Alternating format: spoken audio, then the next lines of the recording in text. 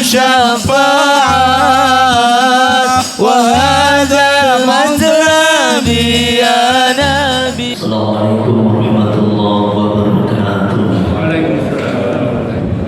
الحمد لله رب العالمين، والصلاة والسلام على أشرف الأنبياء والمرسلين سيدنا ومولانا محمد وعلى آله وأصحابه أجمعين. أما بعد، برضا الله تعالى ولشفاعة رسول الله بكرامة الأولياء إلى يوم القيامة، بكرامة العلماء العاملين والمصنفين المناسبين القراء والمفسرين والمحدثين والمجتهدين، إمامنا في إمام مالك، إمام شافعي، إمام أحمد بن حنبل، ثم إلى جميع علماء سفيان المحققين، خصوصا حضرة شامية الشعب القادر الجيلاني مسجد الكيف سيد الشيخ أبي القاسم جنيد البغدادي وسيد الشيخ محمد بن سلمان قدس الله سره العزيز مسجد مقالة لمعلم سيد الله سلسل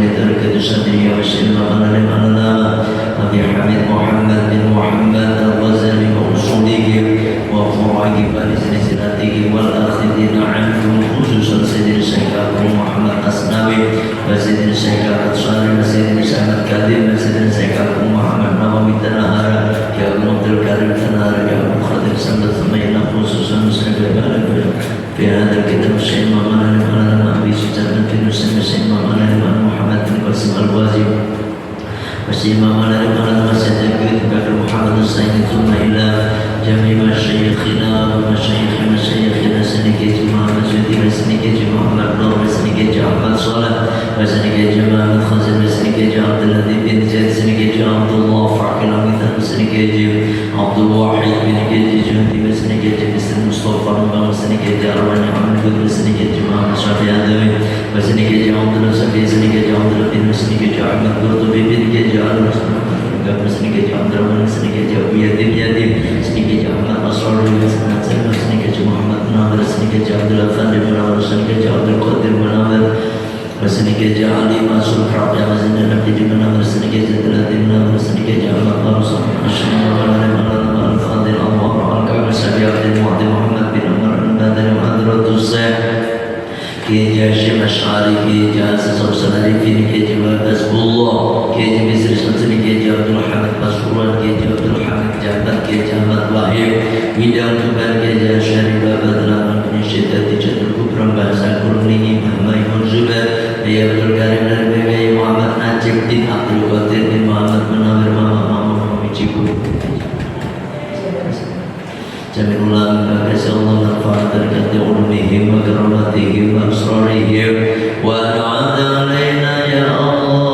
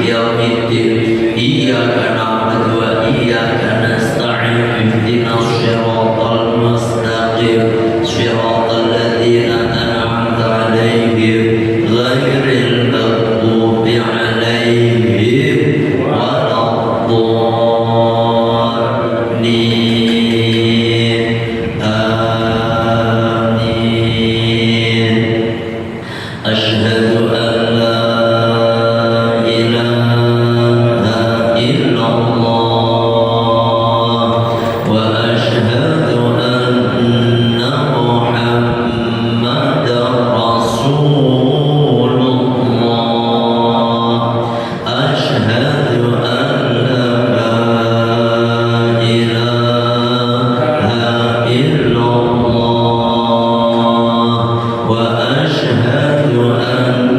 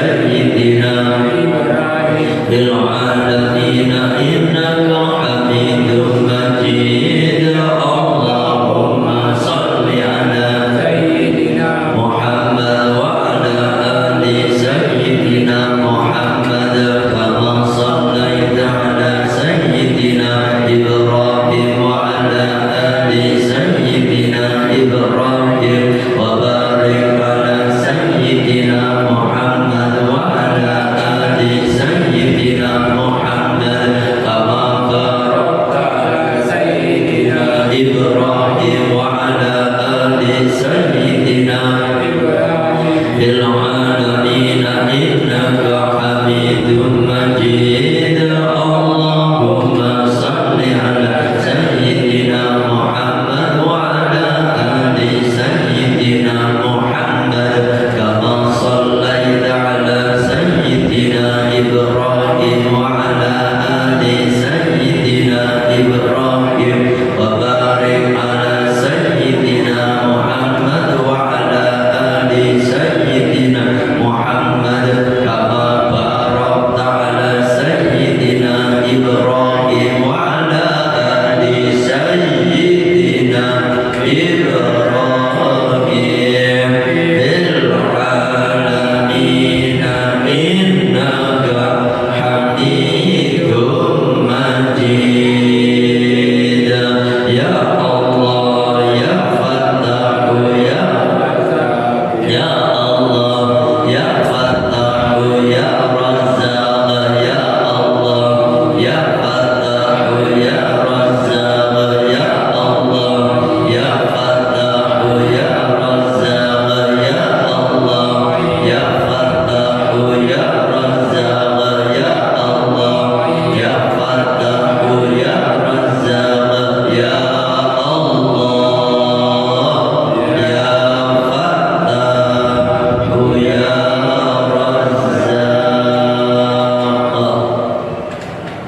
Alhamdulillah. Bismillahirrahmanirrahim. Kita lanjutkan masih berkenaan dengan Kitabul Adliyah wa Syahadat. Nah, kemarin kita membahas tentang syarat-syarat jadi seorang hakim atau jadi seorang pemimpin lah, ya. Karena memang pemimpin, hakim ini yang memutuskan satu perkara yang terjadi di satu kaum. Maka ini bisa dikatakan syarat-syarat jadi pemimpin. Yang pertama yang sudah kita bahas Islam, yang kedua balik, yang ketiga berakal, yang keempat merdeka, yang kelima laki-laki. Ya, semuanya ada 15. Yang sudah kita bahas baru 5. Dan yang keenam wal adalatu adil. Ya, adil. Di annahu la yudhibu bi qawli man laisa bi adlin, karena bahwasanya tidak bisa dipercaya ucapan orang yang tidak adil. Ucapannya orang yang tidak adil. Masya Allah, keadilan ini penting, Pak. Keadilan ini penting. Makanya banyak kisah-kisah tentang keadilan Sayyidina Umar bin Khattab, yang memang beliau itu khalifah yang terkenal paling tegas dan paling adil. Sayyidina Umar bin Khattab itu yang sering kita dengar, ini kita tabaruk aja kisahnya beliau di saat Khalifah Umar bin Khattab mengutus Amr bin As. Amr bin As menjadi gubernur di Mesir, ya, gubernur di Mesir. Maka ketika anaknya gubernur Amr bin As ini berbuat semena-mena, yakni ada rakyat yang main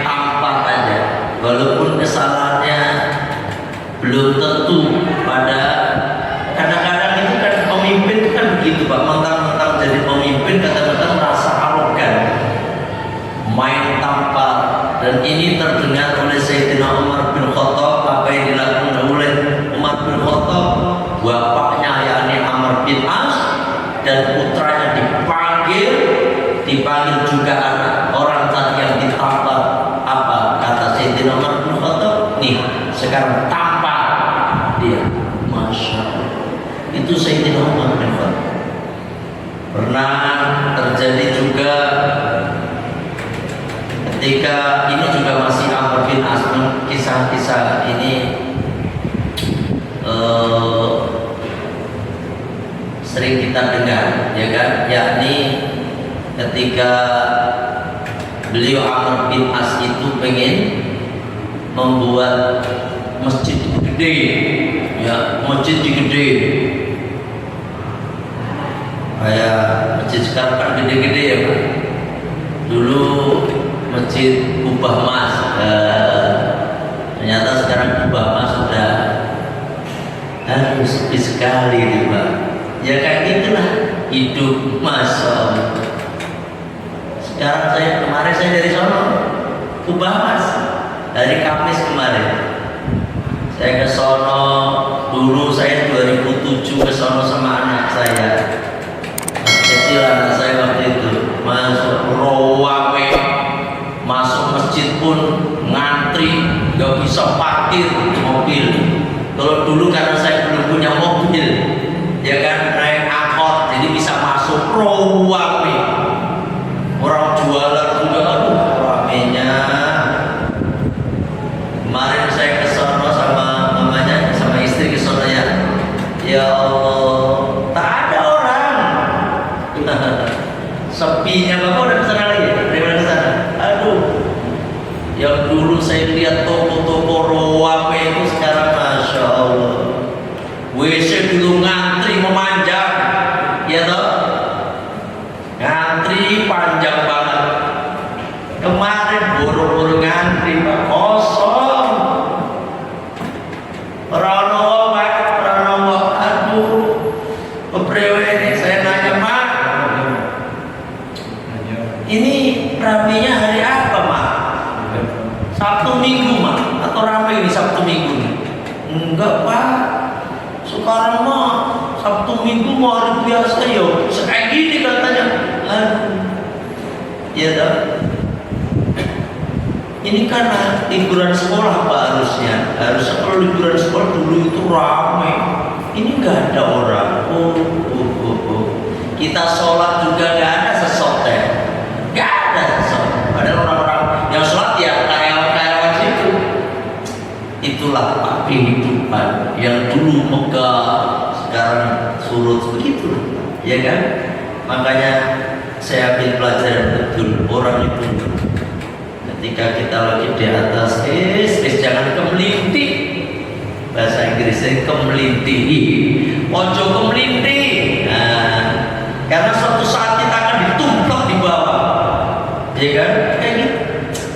Sepinya ya Allah.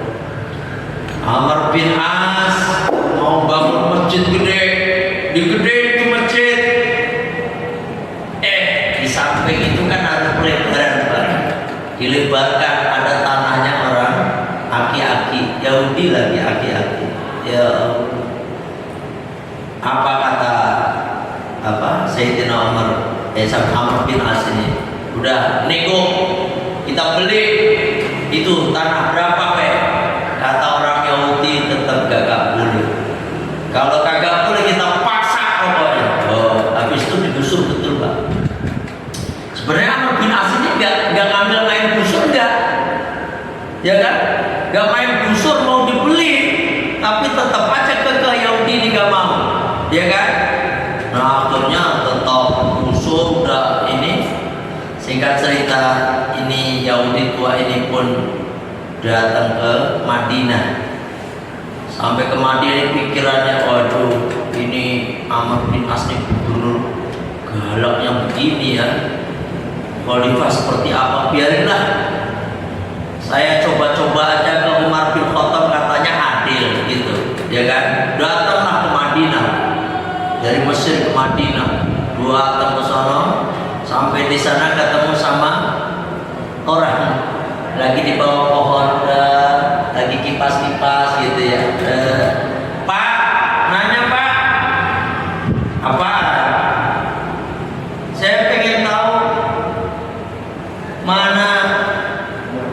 rumahnya Sayyid Khalifah Umar bin Khattab. Dia nyangka rumahnya besar, ya kan, rumahnya besar, terus banyak pengawal gitu. Rumahnya Umar bin Khattab. Padahal yang ditanya itu Umar bin Khattab, ya kan? Itu biasa aja lewat rumah biasa. Yang benar Pak, enggak percaya. Enggak benar. Khalifah Umar maksudnya, bukan Umar biasa. Karena Umar juga banyak, ya kan? Iya. Terus saya pengen ketemu sama Umar bin Khattab nih, Umar nih. Kaget Pak. Astagfirullah. Ternyata Umar bin Khattab gak ada pengawal, gak ada yang jaga rumahnya. Rumahnya juga biasa-biasa aja, sederhana. Bahkan lebih sederhana daripada. Karena apa? Sayyidina Umar bin Khattab itu jubah yang dipakai itu Pak ada 14 tambalan Pak. Coba bayangin. Sekarang ada nggak yang bajunya ada tambalan? Ada nggak tambalan? Kalau kita kan gaji baju mungkin ada 30 biji kali baju sampai berhitung. Apalagi istri sampean Pak Bu. Baju aja belum baru dipakai berapa kali udah ganti lagi, ya kan? Nah itu Umar bin Khattab. Memang ada apa? Gitu. Aku kaget pas sebentar. Aduh, mohon maaf Khalifah, mohon maaf. Ini nih gubernur. Tuh siapa? Kamu dari mana Pastor? Kenapa? Amr bin As datang. Rumah saya digusur, Khalifah. Digusur. Yang benar? Iya, digusur. Diceritain bla ini saya kan cuma rumah satu-satunya itu Khalifah. Saya pengen tetap tinggal di situ, tetap aja kita dipaksa pergi pindah. Ya udah. Nah, cari di tempat sampah. Maksudnya cari tulang, gitu kan? Cari tulang kontak. Bingung ini, makin bingung karena ini perintah Khalifah. Baik Khalifah.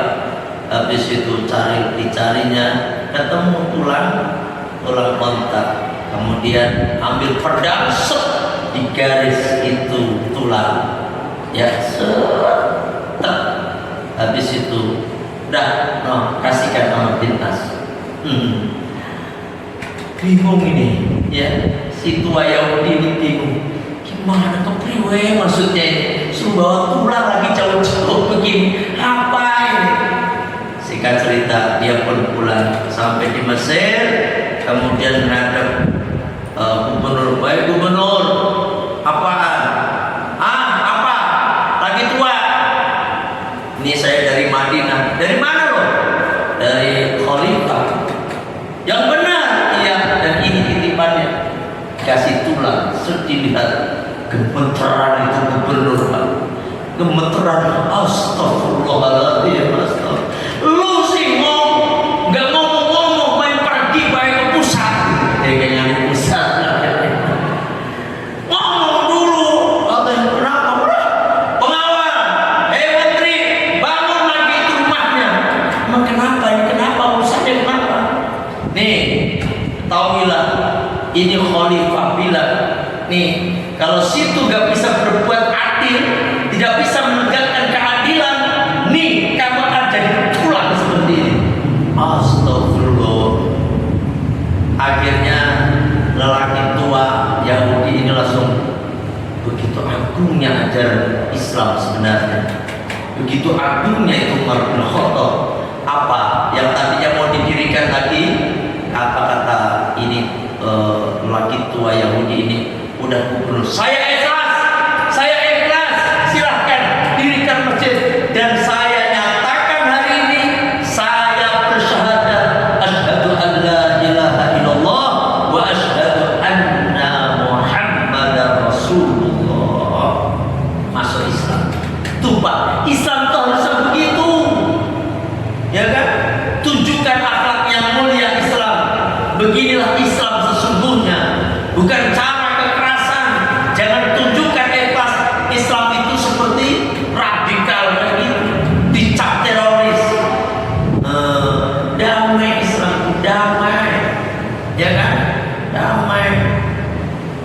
Masya Allah. Ya ini adil. Ini harus Pak. Apalagi jadi hakim. Ya, jadi wali aja harus adil Pak. Makanya kalau dengan buka di dalam kitab Ya'natul Thalibin itu, wali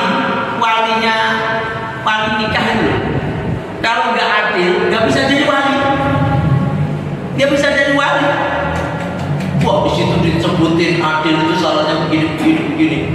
Susah untuk jadi wali Pak, ya kan? Misalnya dia nggak pernah sholat nggak bisa jadi wali dia, ya kan? Sampai segitunya. Bahkan kalau main copot peci begini di mana-mana aja itu nggak bisa jadi wali. Kalau lebih kerasnya itu, kalau nggak begitu mah susah jadi wali, ya kan? Apalagi jadi seorang pemimpin, jadi seorang hakim harus lebih dari itu, ya kan? Nggak boleh terus makan sambil jalan, itu orang nggak bisa adil, ya kan? Orang yang modelnya. Nah ini salah satu contoh saja.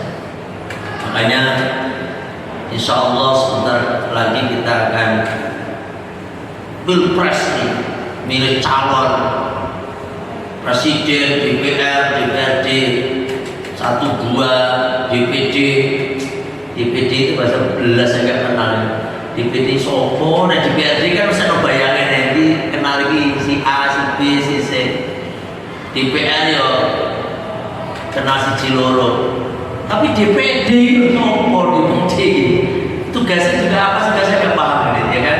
Nah sampai silahkan pilih menurut panjenengan mana yang paling kelihatannya yang bisa nanti ngayomin kita, ya kan? Silahkan sampai pilih mau nomor 1, nomor 2, nomor 3, sok mangga. Saya nggak mempengaruhi panjenengan. Jangankan panjenengan, santri saya aja yang tinggal di pesantren, saya nggak unjukkan nyoblos enggak. Karena apa? Alhamdulillah 3 calon presiden kita ini semuanya adalah muslim, ya toh? Kecuali ada non muslim sama muslim, pasti saya ngarepin non muslim, nah pasti begitu. Tapi kalau karena emang syaratnya ini sih, ya toh? Tapi kalau sekarang sok mangga, silakan mau 1, 2 maupun 3. Yang penting jangan berantem sampai ada. Gara-gara beda pilihan udah gak mau ngaji lagi. Gara-gara dia pilih suka ngaji, saya gak mau ngaji, gak mau ketemu sama dia, gak mau jamaah lagi. Wes angel tuturan gini ya toh. Makanya sampai gak usah pulgar-pulgaran. Masalah nyoblos itu iki wes dalam hati baik. Ya toh. Takut apa? Takut itu tadi permusuhan yang ada. Insya Allah semuanya calon presiden kita ini semua orang pilihan. Itu aja kalau saya mah pasti ada kekurangan dan pasti ada kelebihannya, pasti banyak kelebihannya, pasti juga ada kekurangannya. Wabe orang, gitu pasti ada. Dan sampai kalau mencari pemimpin yang sempurna nggak mungkin dapat sampai, ya kan? Nggak mungkin dapat karena manusia ini al-insanu makhluk khata wa nisyan, tempatnya salah dan lupa udah pasti. Apalagi model-model kita, ya kan? Aduh, kecuali Rasulullah SAW yang maksum, kalau itu mah udah ini, ya kan? Nah, adil.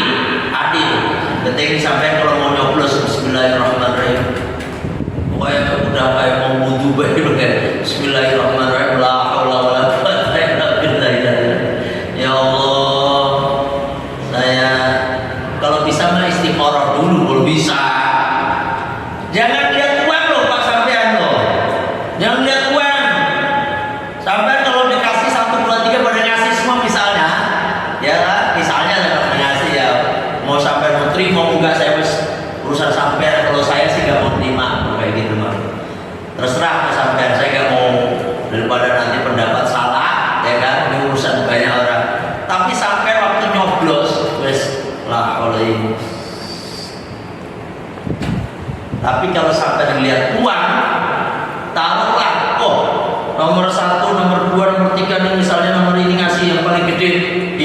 paling gede lah, Allah, nggak usah lah Allah kayak gitu, ya kan? Udah sampai nyoblos karena nyari yang ngasih yang gede, jangan, yang Bismillah lah ya. Karena kemarin saya ketemu pemilihan presiden ini paling tidak bukan 5 tahun, Mbak, 10 tahun. Kenapa 10 tahun? Saya kemarin ketemu sama teman saya, ada jadi komandan marinir di Cilandak sana, sekarang mau jadi orang itu. Dia bilang bahwasanya memang pemimpin itu udah incumbent ya, itu susah untuk dijatuhkan, perlu incumbent gitu loh. Makanya kita pilih ya hitungannya 10 tahun, 2 periode itu. Kata dia itu mah, saya sendiri gak paham. Nah, sing adil ya, adil. Silakan siapa di antara bisa kurang ngerti, sampai pasti punya pilihan. Selanjutnya yang ke 1, 2, 3, 4. Yang ketujuh. Wa ma'rifatu ahkamil kitab wa sunnati. Syarat-syaratnya jadi hakim ya plus pemimpin lah. Tapi di sini ada sebenarnya hakim. Hendaknya mengetahui hukum-hukum Al-Qur'an was sunnati dan sunnah. Paham. Makanya cari hakim itu rata-rata hafal Al-Qur'an, Pak. Ya, hafal Al-Qur'an, hadis pun hafal ribuan hadis. Ya. Makanya yang jadi mufti itu ya hakim. Mufti bahkan Imam Syafi'i gak mau dijadikan hakim sampai belum dipenjara, ya kan? Imam Hanafi, terus Imam Syafi'i, Imam Hanafi, Imam Ahmad bin Hanbal, sampai segitunya karena gak mau jadi hakim, ya. Nah, emang pilihannya seperti itu. Orang yang jadi hakim harus mengetahui hafal Al-Quran, dan bukan hanya hafal, tapi dia mengerti kandungan Al-Quran yang tersirat, yang tersurat maupun yang tersirat. Berat, ya. Termasuk gini, nggak harus hakim. Sampai kan tahu yang jadi imam-imam Masjidil Haram. Imam-imam Masjidil Haram itu di samping hafal Al-Quran plus tafsirnya segala macam, itu luar biasa, Pak. Hadis-hadisnya itu yang jadi imam-imam Masjidil Haram itu bukan sembarangan pilihan dunia ini. Walaupun yang menentukan juga kerajaan, tapi seleksinya itu luar biasa, nggak sembarangan. Makanya sampai kalau makmum kepada imam di Masjidil Haram maupun di Masjid Nabawi jangan mufaroqah. Ini kadang-kadang orang nggak jelas. Ada orang pakai, saya selama umroh kemarin ini saya mufaroqah. Karena Pak Kiai pernah ngomong, katanya kalau nggak baca Bismillah imamnya kita mufaroqah. La ilaha illallah. Ngomong tuh Pak sampean. Terus saya jelas, maka sekarang saya tata lagi jamaah-jamaah umroh saya itu. Kalau makmum di Masjidil Haram maupun di Masjid Nabawi jangan mufaroqah. Kecuali sholatnya ning Anur gini. Ning Anur dulu. Di Anur sini imamnya nggak baca Bismillah sampai sholat mufaroqah. Ya toh? Bahkan apalagi orangnya nggak terlalu paham, mendingan mufaroqah aja. Karena madzhab Syafi'i keras, Pak. Madzhab Syafi'i kalau imam nggak baca Bismillah, dan Bismillah itu termasuk ayat daripada surat Al-Fatihah, maka sholatnya tidak sah. Itu cuma ada perlu dijadikan garis bawahi. Seorang imam itu kalau kita misalnya imam mengikuti yang nggak pakai Bismillah, tetapi ternyata dia madzhabnya Imam Malik atau Imam Ahmad bin Hanbal, maka kita tetap sah. Kenapa? Karena imam ini dia paham betul tentang syarat rukun wudu, syarat rukun sholat, semuanya dalam madzhab mereka paham dan dinyatakan sah. Nah, kita ngikutin imam yang sah. Mau dulu. Cuma naik sampai ngikutin imam di Anur sini, imam di Anur.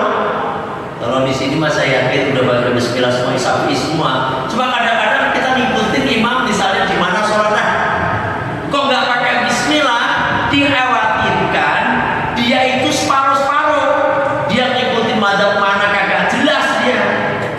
Jangan-jangan wudunya ngikuti Imam Syafi'i, ikuti cara wudunya ngikuti Imam Syafi'i aja Pak. Menurut Imam siapa? Imam Malik gak sah ya. Karena apa? Imam Malik atau Imam Ahmad bin Hanbal itu wudunya itu harus begini Pak. Kayak ngusap kepala itu harus semuanya. Ya, harus semuanya. Termasuk kumur istinsaq itu wajib dalam mazhab Hambali. Imam mazhab Malik.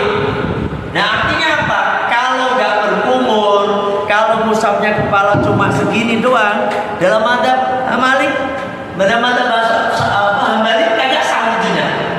Ya toh? Kagak sah. Kita wudunya ngikuti Imam Syafi'i, oke lah sah. Ya kan? Sah. Ketika sholat ternyata imamnya gak baca, misalnya nih ada imam, ini taruhlah si fulan itu wudunya ngikuti Imam Syafi'i, artinya apa? Tidak mengusap seluruh kepalanya. Terus dia sholat, otomatis dalam mazhab Syafi'i kan sah, dalam imam mazhab Malik tidak sah. Terus dia sholat, ketika sholat gak baca bismillah. Menurut Imam Ahmad, tapi menurut Imam Malik wudu yang kayak tadi sah nggak Pak? Menurut Imam Malik nggak sah kan? Gini, nih misalnya ada si fulan wudunya ngikuti Syafi'i, ya toh? Dia tidak usah kepala seluruhnya. Menurut Imam Syafi'i sah, wudunya berarti sah, ya toh? Tapi menurut Imam Malik tidak sah. Kenapa? Karena dia tidak mengusap seluruh kepalanya. Terus habis itu dia sholat Pak. Ketika sholat Allahu Akbar, gak pakai bismillah, ya toh? Gak pakai bismillah. Menurut Imam Malik sah, tapi menurut Imam Syafi'i gak sah. Gitu loh. Akhirnya ini si fulan namanya talqin, ya kan? Talqin ini artinya berarti dia mencampur adukan hukum. Itu loh talfik ini, sehingga orang seperti ini istilahnya begini. Misalnya nih, contoh mudahnya ini, dia mau ikut gerbangnya Imam Syafi'i, ya kan?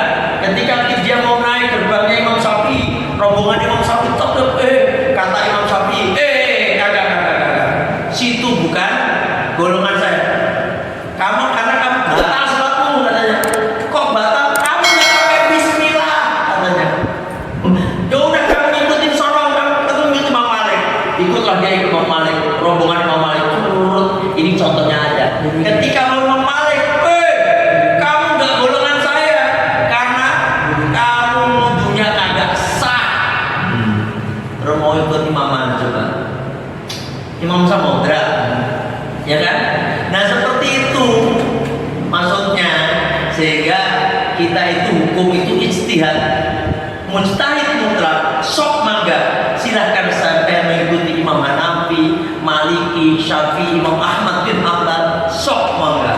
Semuanya Ahlussunnah wal Jamaah. Tapi rule-nya ini cara wudunya, cara sholatnya, semua hukumnya ngikuti imam itu. Jangan encrai-encrai. Gitu, paham ya? Nah ini.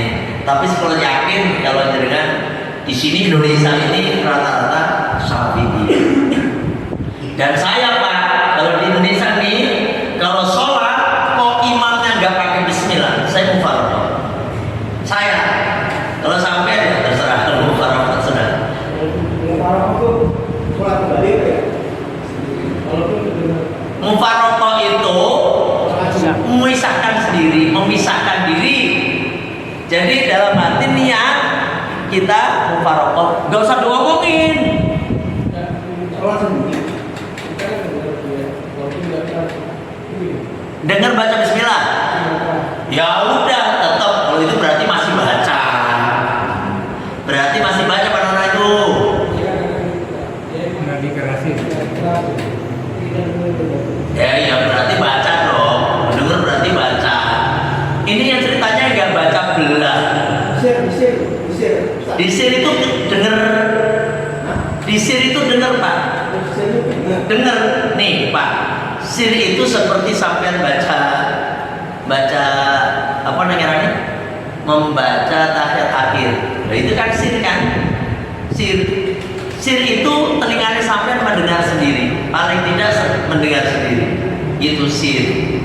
Kalau di Arab itu Pak, di Masjidil Haram, Masjid Nabawi, ada imam yang baca Bismillahirrahmanirrahim. Bismillahirrahmanirrahim. Alhamdulillahirabbil alamin. Dia Bismillahnya sir. Ya toh? Nah, sampai kalau di sini yang sir, ikut-ikut aja. Ini ceritanya yang belas gak baca. Dalam hati, kalau dalam hati namanya nggak baca Pak. Namanya baca itu binukil lisan dengan ucapan lisan ini. Ya toh? Aku baca Bismillah kok nang hati. Nah, itu nggak baca. Baca Al-Quran itu nih Pak. Nih. Sampai baca Al-Fatihah di dalam apa namanya? Ini, megang Al-Quran terus sampai begini. Itu belum dikatakan membaca. Paham ya? Itu namanya apa ngayal dalam hati saudara. Karena apa? Man qara'a harfan min kitabillah itu barang siapa yang membaca satu huruf dari Al-Quran, ini jelas betul maksudnya. Ini hamas, ini jahar. Ya. Ini qalqalah. Ini tawasud, ini semua sifat-sifatnya harus jelas. Ya kan? Kalau sampai baca dalam hati, nilainya gimana? Malaikat juga bingung. Semua condi nilainya itu, ya toh? Makanya harus diucapkan alhamdulillah. Bahkan kalau kita ngaji-ngaji kitab-kitab apa Syafi'i itu Al-Fatihah itu benar-benar ada tasdidatul Fatihati. Tasjidnya Fatihah itu ada berapa? Itu semuanya kok, ya kan? Kayak iyyaka na'budu wa iya itu harus ada tasjidnya. Nah kalau dalam hati gimana ketahuan ada tasjid apa enggaknya? Gitu ya Pak ya. Nah makanya sampai segitu-gitunya nggak boleh mantul alhamdulillah, nggak boleh alhamdulillah. Karena lam itu bukan huruf qalqalah. Alhamdulillah. Kayak misalnya gini, tanazzal malaikatu war-ruhu fiha biidzni, itu kan salah juga. Karena dal itu bukan huruf qalqalah, biidzni. Oh, ini kalau kita bahas panjang. Kadang-kadang imam aja masih begitu. Terus kadang-kadang udah mentang-mentang jadi ustaz udah gak mau belajar, itu masalahnya. Sangelan. Di sana orang gelem. Wah, wis. Angel, Quran yang sangel. Kan gitu, paham ya? Ini harus dijelasin. Nah, kalau caranya biar bahas. Kadang-kadang itu imam yang udah tua, terus yang merasa punya masjid. Nah, wes ibu ya angel. Ini harus di.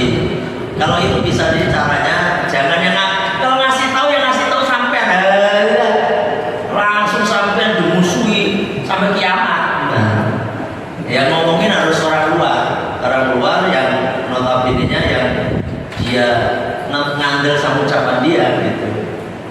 Itu kan ada tuh di daerah Solo. Saya diundang itu, saya maulid tapi saya dibisikin temanya begini. Karena ada imam tetap yang nggak bisa digeser. Kalau dia jadi imam, nah terus ini misalnya ketinggalan, wah dia langsung pulang lagi besok langsung diomelin itu imam baru. Ini kacau. Akhirnya saya diundang maulid, saya bahas tentang Fatihah. Terberatnya jadi sopir. Emang sopir itu kan kita imam jadi terus saya bayangkan dari sopir segala macam. Wah, akhirnya dia mulai sadar di sono di arah sono nggak perlu saya unjukin. Kalau zikir nggak apa-apa ya. Zikir. Kenapa? Kalau zikir. Kalau zikir panjang pendek mah nggak masalah. Karena zikir itu bukan bacaan Al-Quran. Dalam hati. Oh ya nggak apa-apa. Nih kalau dalam hati itu yang sir dalam hati itu, terutama kalau ikut Thariqah Naqsabandiyah itu membaca Allah itu dalam hati. Allah. Ini dalam hati, ya. Gitu Pak. Tapi kalau yang dalam Qadiriyah Thariqah Qadiriyah membaca la ilaha illallah itu dikencengin 165 kali. La ilaha illallah, la ilaha, itu kenceng. Nah itu kan Thariqah punya masing-masing Thariqah, ya kan? Baca ratibnya. Rotep kenceng, jangan dia mati sampai ya. Yang disir ratib ya. Oh yang sir itu, sir. Ya latif. Ya latif. Dalam hati setengah kedengeran. Setengah kedengeran. Sampai kedengeran sendirian benar. Ya latif. Oh ya, sampai baca ya latif punya dibaca ya. Ya jangan ya latif. Bukan itu, tapi ya latif. Fadilahnya apa? Itu kalau sampai baca, yakin betul Pak. Rezeki ini sampai nggak pernah kurang, insya Allah. Apalagi itu maghrib subuh terus saja ya latif. 129 sirene. Ada aja jalan, ya. Itu kata kiai saya. Ya, silakan dengan amalin. Makanya kayak latif itu sampai kencang Pak bacanya, kecuali yang ya latif meneng be. Lora kan baca sampai ikut baca karena itu sholat semuanya. Hampir roti kubro itu Pak, hampir 80% itu sholawat. Masya Allah, fadilahnya besar itu. Ya, oh coba menang baik, menang tambah pikiri, iki mangane opo gitu, tambah pikiri opo, ya dah. Insya Allah berkah, insya Allah berkah luar biasa. Ya makanya rotib itu dihayati. Waktu sir ya gitu. Ya lagunya juga ngikutin imam. Jangan sampai PDW. Aku sekarang udah ngojo Pak. Ya kan karena memang ijazahnya begitu. Ya. Sampai di sini aja. Oh iya, kan minggu pertama ya. Minggu depan, minggu kedua Pak. Berarti kubro. Sampai sih nggak kerja, tolong ikut. Biar sampai yang punya masalah-masalah dengan keluarga, biar adem gitu loh. Sampai punya masalah sama istri, makanya sebut nama istrinya, sebut nama anak, nama bapak ibu. Biar ikatan ini selalu berjalan sampai akhirat. Gitu. Paham ya? Itu Fatihah kita kirim pada istri. Jadi rukun gitu. Ya, insya Allah merekatkan antara keluarga, antara tetangga, antara masyarakat sekitarnya. Itu diantaranya fadilah roti kubro itu. Ya kan? Makanya pada ngikut kecuali yang sampai lagi kerja si dua dan itu lain lagi. Kalau sampai nggak punya kegiatan ngomong, coba mendingan ikut ya bareng-bareng dikit. Saya kira sampai di sini ngaji kita. Sekali lagi besok Rotul Kubro minggu depan malam besok ya. Kita tutup majelis kita dengan baca sayyidul istighfar. Bismillahirrahmanirrahim. Allahumma anta rabbi la ilaha illa anta khalaqtani wa ana 'abduka wa ana 'ala ahdika wa wa'dika mastata'tu a'udzu bika min syarri ma sana'tu abu'u laka bi ni'matika 'alayya wa abu'u bi dhanbi faghfirli fa innahu la yaghfiru dhunuba illa anta astaghfirullahal azim subhanaka